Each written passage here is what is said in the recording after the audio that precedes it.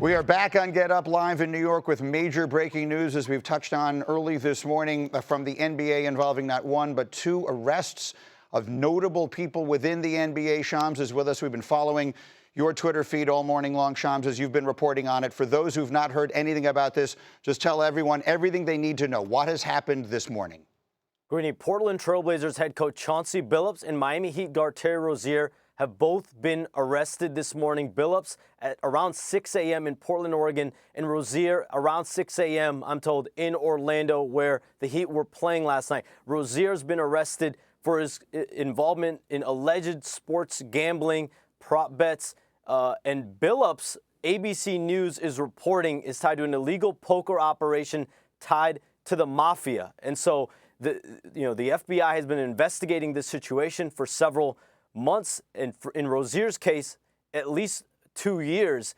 And today is making arrests. There is a press conference that is set by the FBI. The Eastern District of New York has been leading this investigation. I'm told FBI Director Kash Patel has also been increasingly involved in recent weeks. He will be leading the press conference today as well. But this is really seismic news in the NBA for a sitting NBA head coach in Chauncey Billups to be arrested, taken into custody for alleged illegal gambling, as well as Terry Rozier for sports betting, allegedly. 2 arrests made this morning.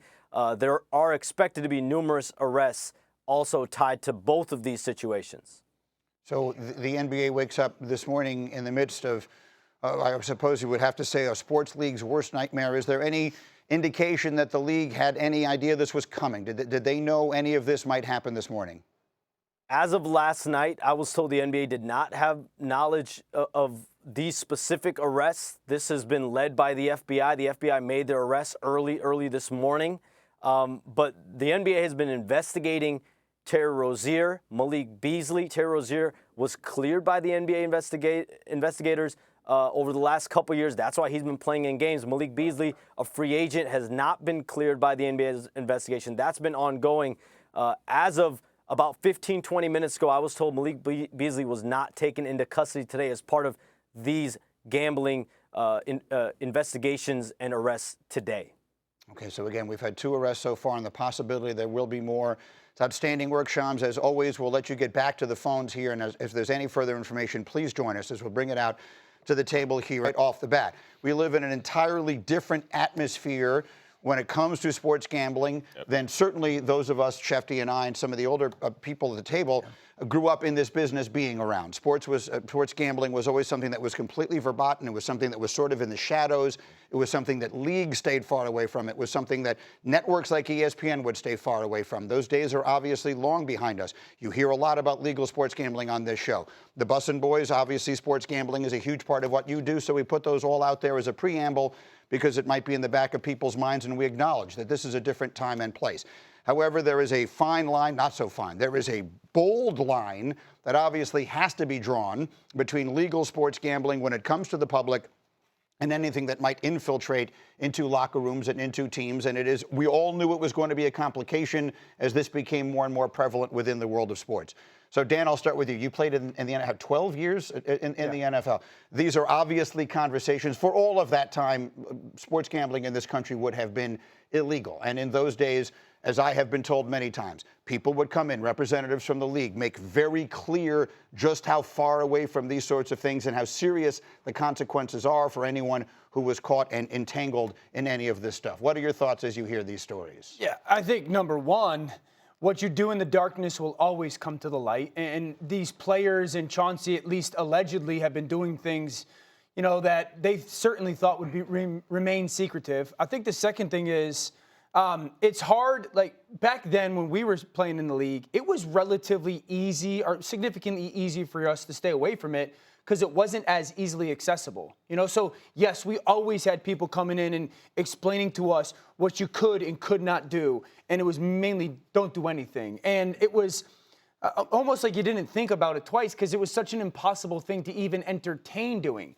Now I think because it's so easily accessible and there's so many different ways to do it, it's a much easier slippery slope to get yourself into. You can dip your toe in the water, and all of a sudden it's a snowball and it goes downhill real quick. And so I think that's one of the challenges to people in the limelight, people in the sports world, people in roles of leadership, it's so much easier to make a mistake nowadays than it was years ago because it's so easily at our fingertips. We've discussed the NFL an awful lot this morning on the show regularly, and we've seen this sort of activity creep into the NFL world where back in 2022, wide receiver Calvin Ridley was suspended for a full year for the accusation that he had gambled. We've seen other players like Jamison Williams get 6 games, Quintez Cephas, C.J. Moore, other players also be suspended. There was a rash of suspensions from the NFL in that time period, raising everybody's awareness. But today feels a little different, and we don't know very much about the particulars of this case. But when you see a head coach of a professional sports team get arrested, you stop and ask yourself, we have not seen anything like that through the history of sports very rarely. Like, that is something that makes you stop and say, wow, because it is so rare and so unique. But this is the type of story, this is the type of situation that we're starting to see more and more of. It's the world that we live in. We're on a network. We're seeing overs and unders and betting lines all the time. It's all around us everywhere. And obviously, it's infiltrating into the sport as well. For those who may be wondering, some things may seem obvious to all of us and may not be obvious to everyone who is watching. So let me just give you a quick explanation. I did the first interview with the central figure in the Arizona State point shaving scandal about 15 years ago. And the way these things can happen, I'm not in any way suggesting this is what happened in these cases, but with these prop bets, they are incredibly simple. A player can get involved with a bookie. This is what happened in the case of the Arizona State. He's betting on other things, betting on football games or whatever the case may be. All of a sudden, he owes him a little bit of money. All of a sudden, a conversation takes place. I wish I could get rid of some of this debt that I have to you. The next thing you know, simple as that. A player feigns an ankle injury. He hits all of his unders, and that's the end of the conversation. That's how easily something like this can happen. That was happening long before this activity was legal in this country. So it has always been a part of the culture, but to the point that these guys have made here, it's so much more prevalent now that it's easy to see how it becomes easier. Just thoughts, again, from 3 former NFL players. I will say, contrary to what Dan said, I've been places around things where it was actually easily accessible. But you are taught in football, at least when we played, that, I mean, this is worse than drugs. If you're an athlete in a place and it's like you can't be at places where they gamble. People may approach you about these things, and here's what you need to say, because these are the things that'll come of it, the implications, the consequences to it. And so, I mean, you were just taught, again, in our day, that it was something you stayed so far away from. But in today's world where it does get muddy, are people disciplined enough for that? Because it does, in one hand, show, hey, there's a lot of people that do this around sports, and it's a big part of sports culture now. Drives the sport, so to speak. Like, where is that line, and how pronounced is it for players in that situation? Yeah, I think the thought process, like before, at least when I was growing up, it was gambling was for people that were in the corner, shady in the shadows. You had to get a bookie, that type of thing, kind of like movie stuff to be growing up in Arizona.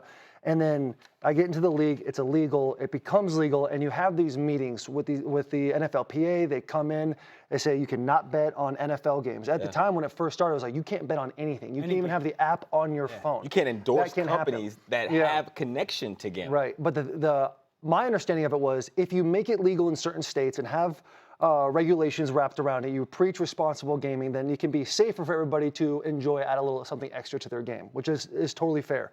But when it comes to if you were playing a professional sport and you can change the outcome of what people are betting on, there should be, it's a very strong line. You should not even have it on your phone. We had a situation with the Titans where there was a guy who was placing bets, but he was placing bets on college games, which is fair. But the issue with the way the NFL works is if you're on the property of the Tennessee Titans facility and you place a bet, that is technically illegal. So he wasn't betting on anything NFL-wise, but because of that, he missed 4 games. Quick word. Go ahead, Will. Yeah, dude, it is such a slippery slope. Like the fact that it's tied to the mafia, you gotta assume, like we're sitting here assuming that it started small and now you're getting to like, this is like Hollywood stuff. I know for me, like as it was transitioning from illegal to legal, like I had a situation, I joke about year 10 all the time, but when I went down to Atlanta to sign, I had a gambling show already in place that I had to sign all these things to kind of separate it. But then it was such a long process to even get there to where I could be eligible to play that it's just like, yo, they hammered down on all of this stuff. I think it is nuts what is happening with this NBA situation. At the end of the day, if these sports leagues, professional sports, and even collegiate sports, they don't have the credibility of their product, and they don't have anything. And so that's why they have to be as careful about this as they have to be and as they are. And again, the news this morning, we have seen 2 figures from the NBA arrested in separate instances in gambling probes. The reporting continues. We'll hear more from Shams and others as we roll on.